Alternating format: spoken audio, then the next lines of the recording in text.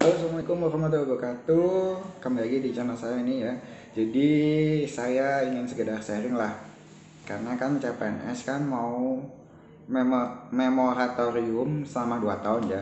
2020 ini tidak ada, 2021 juga tidak ada. Kemungkinan dua pun itu bisa berubah ya. Kita belum tahu, kemungkinan baru ada pendaftaran di tahun 2022. Nah, itu pun juga kita belum tahu juga. Itu pendaftaran 2022 kan bisa saja masuknya nanti tetap 2023. Jadi sungguh masih sangat lama.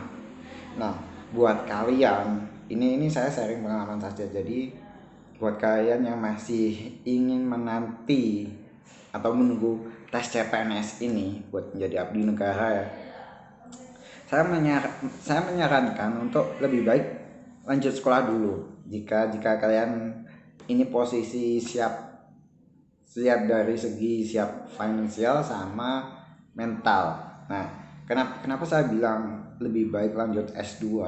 Karena akan meningkatkan ini secara tidak langsung. Anda sekolah itu juga Anda belajar. Selain tujuan utamanya adalah untuk meningkatkan ilmu pengetahuan ya, jadi meningkatkan ilmu dan meningkatkan derajat karena ada penambahan gelar yang akan Anda terima. Nah, di samping itu juga akan melatih otak Anda secara tidak langsung. Anda jadi seolah-olah seperti belajar juga, karena kan Anda apa mengerjakan tugas-tugas kuliahnya, Anda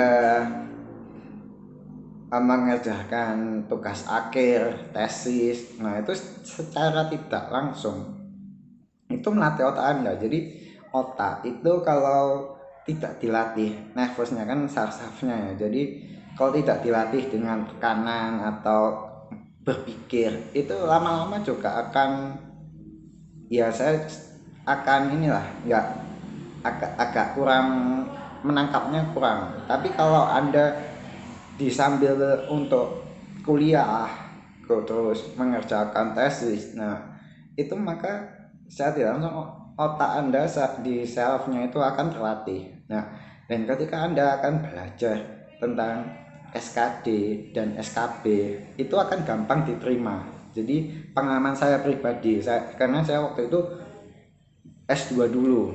Nah, itu saya mudah belajar. Jadi saya belajar membuka soal SKD dan SKB itu gampang untuk masuk, untuk saya terima dan bermanfaat. Nah, jadi lebih baik S2. Di samping itu S2 itu juga akan melatih ini ya, tingkat emosional Anda dan cara berpikir Anda. Anda akan semakin kritis, Anda akan semakin lebih mencari ilmu, lebih mencari tahu apa. Soalnya kan sistem pembelajaran S2 itu lebih banyak dari belajar sendiri. Perkuliahannya itu sedikit, tapi untuk langsung tugas-tugas, diskusi dan sebagainya. Nah, itu Anda akan lebih terlatih. Nah, itu akan membentuk kepribadian Anda siap menjadi abdi negara. Nah, jadi lebih enak lah, karena kan di S2 itu memang lebih banyak diskusi ya. Jadi diskusi kasus, diskusi ini. Jadi dan tidak berat. Anda S2 itu lebih menyenangkan. Jadi berbeda ya dengan S1. Jadi di S2 itu lebih banyak tentang diskusi kasus, tanya jawab. Untuk pemberian materi itu lebih sedikit.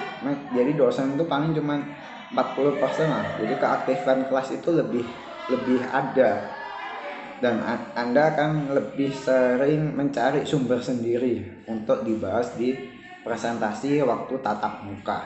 Nah, secara tidak langsung akan melatih Anda sendiri itu. Nah, jadi saran saya buat Anda yang masih menunggu, daripada menunggu terlalu lama 2 tahunan lebih ya. Nah, mending dibuat S2 Kak. Selagi ada kesempatan waktu. Jadi walaupun terlepas itu nanti apakah saya bisa masuk atau tidak, itu kan nanti tergantung rezeki ya. Jadi lebih baik memantapkan diri lah kalau istilahnya. Nah, jadi bagus bagus buat kepribadian Anda sendiri. Jadi nanti ketika ada formasi pembukaan CPNS, Anda bisa milih nih, Anda mau bersaing di formasi S2 atau S1. Nah, pengalaman saya kemarin waktu lacar itu, saya juga banyak bertemu teman-teman yang sudah S2, bayangin, tapi dia mendaftar di formasi S1. Kalau saya waktu itu sih, saya belum selesai S2-nya, jadi saya masih sedang studi S2, tinggal tesis tapi belum selesai.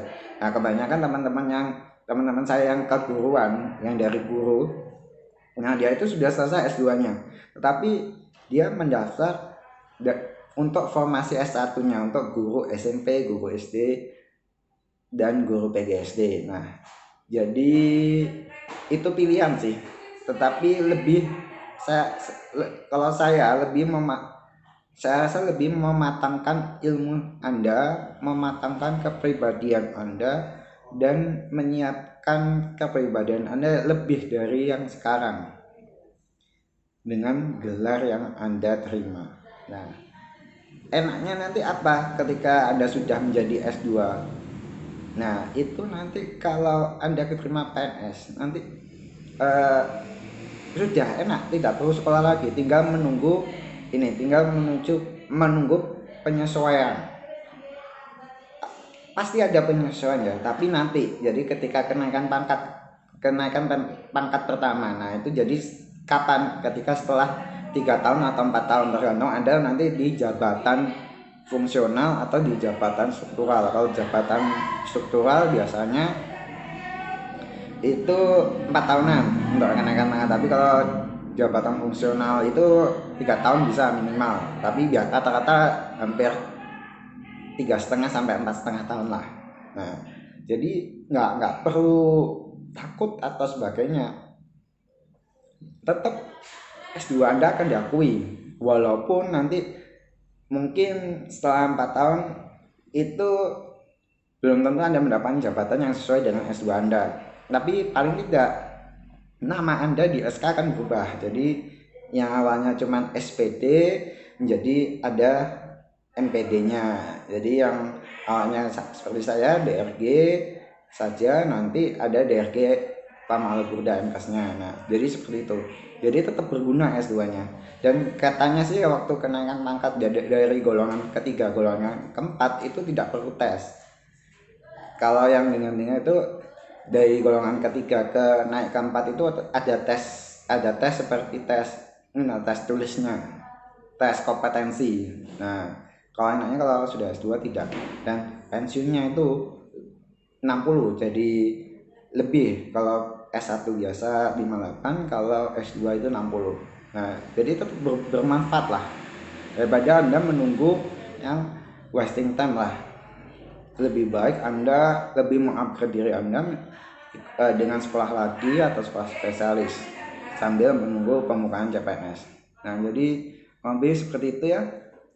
Kalau Anda mau tanya-tanya silahkan di kolom komentar ini. Jangan lupa like and subscribe channel saya biar mengikuti update seputar CPNS, dan tonton video saya nih yang tentang rahasia peringkat pertama SKD, SKB, dan peringkat terbaik ketiga Latsah. Nah, jangan lupa ditonton. Terima kasih. Assalamualaikum warahmatullahi wabarakatuh.